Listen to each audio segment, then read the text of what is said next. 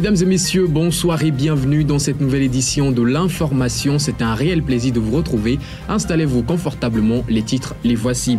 Nous parlerons de la fermeture des 255 établissements sur l'ensemble du territoire par le ministère de l'Éducation, alors que ce dernier justifie cette disposition par la non-conformité de ces établissements règlements en vigueur. Les avis restent partagés au sein de la population. Le point tout à l'heure avec Harold Messon-Atto et Ange Sénan. Puis nous ferons un focus sur l'agriculture, précisément la filière cotonnière. Il ressort de certaines statistiques que la production du coton a connu une courbe descendante au cours de ces dernières années. Les précisions dans un instant.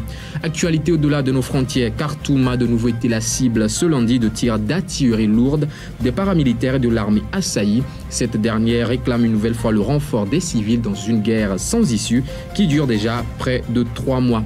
Le roi des Pays-Bas, Willem-Alexander, a présenté samedi dernier ses excuses officielles pour l'implication du pays dans l'esclavagisme. C'était à l'occasion des 150 ans de l'affranchissement des esclaves des anciennes colonies néerlandaises. C'est tout pour les titres de ce soir. Restez avec nous, les précisions dans un instant.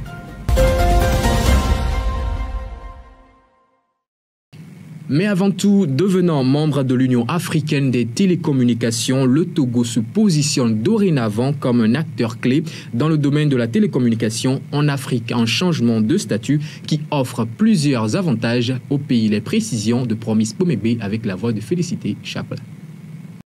Autrefois État observateur au sein de l'Union africaine des télécommunications UAT, le Togo vient d'adhérer à l'organisation suite à l'adoption à l'unanimité par la représentation nationale du projet de loi faisant du pays membre de l'UAT. Le Togo ne se contentera plus d'influencer les décisions importantes le concernant. Étape importante dans son engagement pour l'intégration régionale et le développement des télécommunications en Afrique, le pays pourra désormais solliciter le soutien de l'organisation pour faire valoir ses positions ou défendre ses intérêts au sein de l'Union internationale des télécommunications UIT. Créée en décembre 1999, UAT regroupe la communauté des États partageant la vision d'un continent connecté, prospère et inclusif et renforce leur influence numérique sur la scène régionale et internationale. Si le pays pourra solliciter des postes au sein de l'UAT et l'UIT, cette adhésion lui offre également la possibilité de veiller au respect des règles relatives à la diffusion des émissions radiophoniques des autres pays sur son territoire. Les microfinances contribuent beaucoup à l'inclusion financière au Togo. Cependant, depuis un moment, elles commencent par fuir avec l'argent du contribuable. Tout comme les sociétés de placement d'argent, les microfinances sont devenues une plaie pour les populations togolaises. Nous nous intéressons au sujet dans le reportage qui suit. Le système financier décentralisé permet aux personnes, même celles du monde rural, d'avoir accès au crédit et d'épargner sans toutefois se soumettre aux exigences plus strictes des banques réglementaires. Selon les chiffres disponibles, le Togo abritait en 2014 92 institutions financières.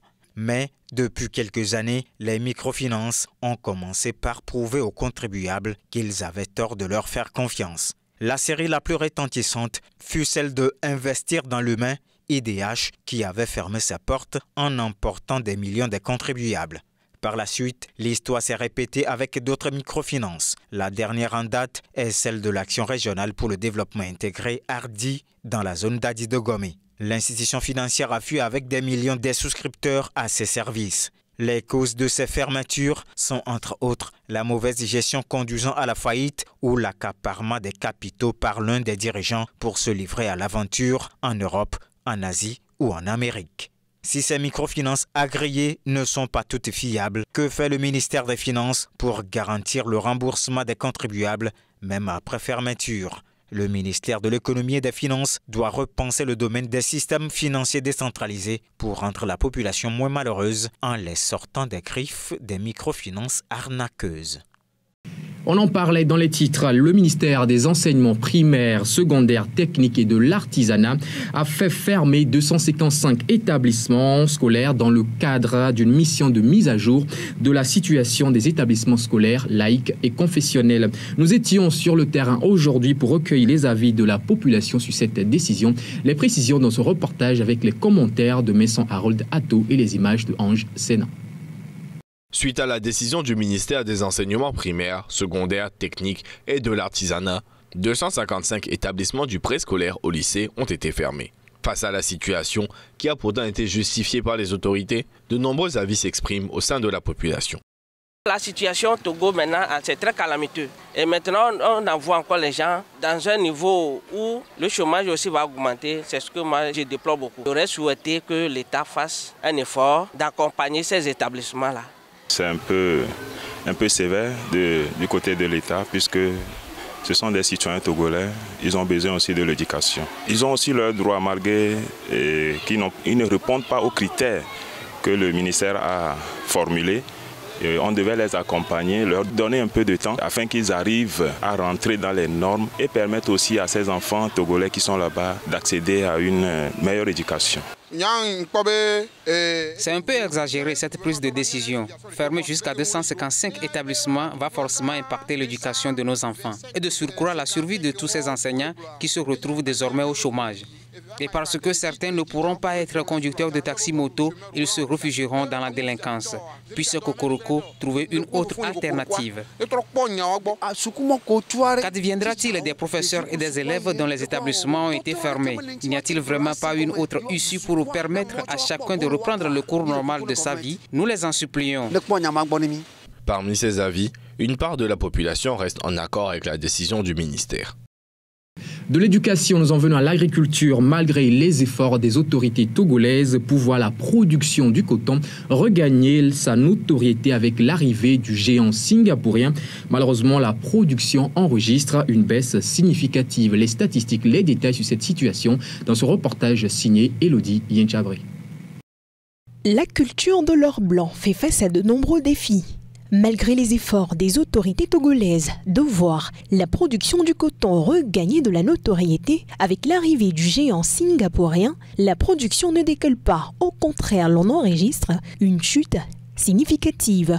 En effet, l'objectif des autorités du pays en cédant la majorité des actions, 51% de la nouvelle société cotonnière du Togo, géant singapourien Olam, était de booster la production cotonnière.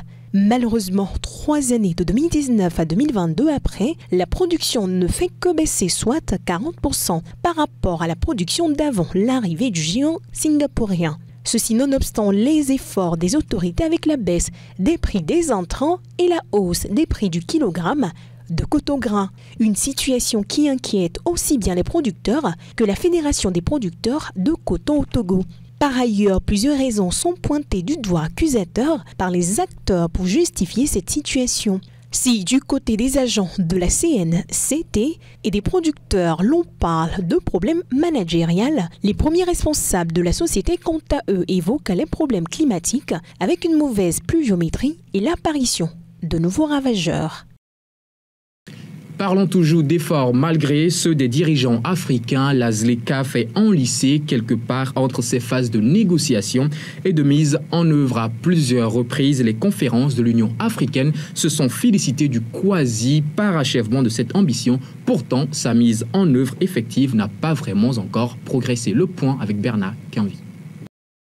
Si bon nombre des dirigeants africains considèrent la zone de libre-échange continentale africaine comme un outil pour la croissance transformatrice en Afrique, sa mise en œuvre effective n'a pas progressé. En effet, à plusieurs reprises, les négociateurs n'ont pas réussi à suivre le rythme du calendrier fixé par leurs dirigeants. Aussi, la Covid-19 a détourné l'attention des dirigeants sur les chocs sanitaires et économiques, notamment la volatilité des prix des produits de base, les perturbations des chaînes d'approvisionnement, les recettes fiscales et le chômage. L'autre point de blocage concerne les règles d'origine. Sur 53 pays signataires et les 33 qui ont déjà ratifié l'accord, plusieurs nations manquent du minimum exigé en termes d'infrastructures et de procédures douanières. Et il faut dans ce sens disposer des équipements nécessaires nécessaires, notamment aux frontières, pour améliorer les conditions de transit des marchandises, réduire le nombre de points de contrôle, entre autres, puisque l'adhésion à la ZLECAf est une vraie incitation à accélérer la mise à niveau des économies africaines. Rappelons que depuis 2018, les États membres de l'Union africaine continuent à manifester leur intérêt pour ce projet.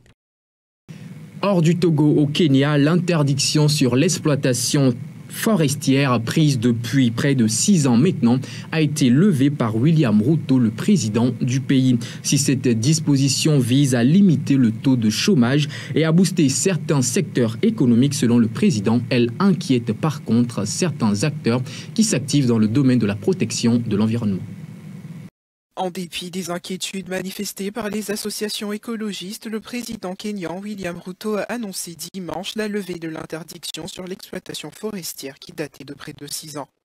William Ruto a affirmé que cette décision attendue de longue date visait à créer des emplois et à développer les secteurs de l'économie qui dépendent des produits forestiers.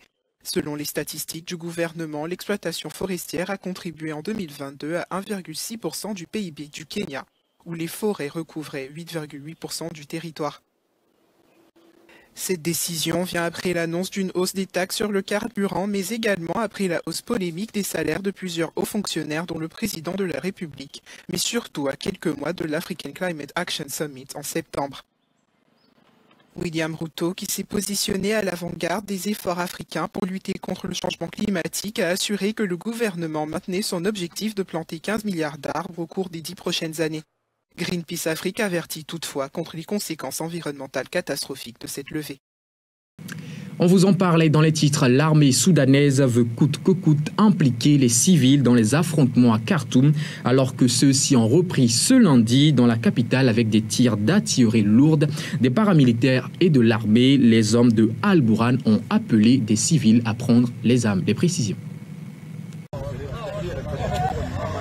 Khartoum, théâtre lundi des tirs d'artillerie lourde des paramilitaires et de l'armée. Dimanche déjà, la capitale soudanaise était secouée par des violents combats. Une base de la police et le bâtiment de la télévision d'État dans le nord-ouest de la capitale avaient été attaqués par les forces de soutien rapide qui ont affirmé avoir abattu un chasseur MiG de l'armée, alors que de véhicules des forces de sécurité prenaient la direction du corps des blindés, plongeant la population dans le calvaire. Des habitants bloqués dans Khartoum vivent sans eau, sans électricité et avec des réserves de vivres et d'argent quasiment à sec. Face à l'ampleur des combats, l'armée sollicite le renfort des civils. 3000 personnes ont déjà été tuées alors que 2 millions ont été déplacés à l'intérieur du pays depuis le 15 avril, début des affrontements entre les forces des généraux Al-Bourhan et Daglo.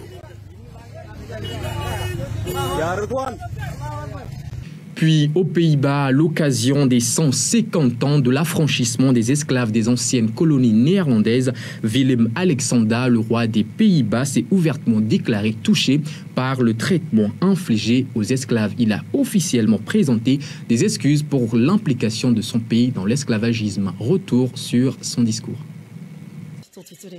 Le roi des Pays-Bas, Willem-Alexander, a présenté ses excuses officielles pour l'implication de son pays dans la traite négrière lors de la commémoration de l'anniversaire de l'abolition de l'esclavage, déclarant qu'il se sentait personnellement et extrêmement affecté. Le pays a participé à la traite d'environ 600 000 Africains, principalement vers l'Amérique du Sud et les Caraïbes. Le 19 décembre dernier, le Premier ministre néerlandais a présenté des excuses au nom du gouvernement néerlandais pour le fait que pendant des siècles, au nom de l'État néerlandais, des êtres humains ont été transformés en marchandises, exploités et maltraités.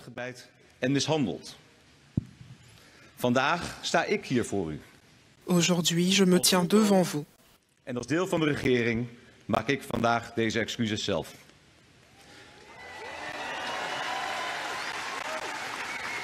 Aujourd'hui, en tant que roi et membre du gouvernement, je présente moi-même ces excuses et je ressens le poids de ces mots dans mon cœur et dans mon âme. Des centaines de ressortissants du Suriname et d'autres anciennes colonies néerlandaises des Caraïbes ont défilé samedi dans les rues d'Amsterdam. Ces excuses s'inscrivent dans le cadre d'une reconnaissance de l'histoire coloniale de l'Occident encouragée ces dernières années par des mouvements révolutionnaires. Si l'abolition officielle de l'esclavage dans les colonies néerlandaises remonte à 160 ans, son application réelle n'a que 150 ans. 120 projets signés pour une valeur totale de 10,3 milliards de dollars. C'est le bilan dressé par des représentants chinois. Et ceci, c'était à l'occasion de l'apothéose de la 3e édition de l'exposition économique et commerciale Chine-Afrique ce dimanche. Retour sur l'événement. C'est à Changsha, à l'est de la Chine, que s'est tenue la 3e exposition économique et commerciale Chine-Afrique. Le but de cet événement, favoriser les échanges commerciaux entre Pékin et le continent africain. Madagascar, le Malawi, le Maroc, le Mozambique, le Nigeria et la Zambie. La coopération économique et commerciale entre la Chine et l'Afrique s'est élargie, passant du commerce traditionnel au domaine numérique, écologique et financier. L'importation de produits agricoles en provenance d'Afrique présente un grand potentiel de coopération. Tous ces éléments ont fortement encouragé le développement de la coopération entre les deux parties. Depuis la première édition 2019, la Chine a augmenté ses importations en provenance d'Afrique. Les clients chinois en général sont de très bons partenaires car ils sont proactifs et veulent faire des affaires. Nous pouvons transférer ces compétences de la Chine au Mozambique pour l'Afrique en général. Les équipements et les machines chinoises contribuent à aider les Africains à innover et à créer des entreprises et à améliorer leur vie et à la rendre plus agréable. L'expo a permis la signature de 216 documents d'un montant de plus de 43 milliards de dollars. De retour à présent au Togo pour parler sport, les éperviers locaux ont terminé en beauté leur stage ce dimanche. Ils se sont imposés par 1-0 face au SC Wafa du Gada au stade de Kégué à Lomé. Le point. 1-0, c'est la petite marque qui a séparé les éperviers locaux et les jeunes du centre Wafa du Ghana ce dimanche au stade de Kégué. Une victoire des éperviers locaux qui s'inscrit dans le cadre de la préparation pour les éliminatoires du CHAN 2024. La formation de Jonas Kokou, qui a évolué avec un système 3-5-2 en début de match, a su bien installer son jeu. Tenaces et résistants de leur côté, les jeunes Ghanéens ont fait l'essentiel pour garder un score nul avant la mi-temps. Face à une équipe de Wafa SC qui maniait très bien le ballon, le sélectionneur des éperviers locaux a décidé d'apporter de l'explosivité sur les couloirs avec les entrées en jeu d'Abdoul Sabour Bodé et Evra Agbagnon en deuxième partie afin de mieux négocier les contre-attaques. Si le premier s'est loupé tout seul à 2 reprises, le second lui va donner raison à son sélectionneur en marquant l'unique but de la partie à un quart d'heure à la fin du match, 75e minute, d'un plat de pied plein de sang-froid. Beaucoup plus à l'aise dans le nouveau système, les éperviers locaux ont su défendre en deuxième période. De quoi donner d'assurance au gardien Mahadi Osama qui n'a pas eu grande chose à faire après avoir remplacé Fabrice Kagbataouli en début de seconde partie. Pour cette rentrée, les éperviers locaux affichent un bilan de 2 victoires en 2 matchs. Un regroupement qui donne à Jonas Kokou-Komlan et ses hommes de la confiance en vue des éliminatoires du CHAN 2024. Ainsi se referme donc cette édition, mesdames et messieurs. Merci à vous pour votre fidélité et surtout, bonne suite de soirée chez vous.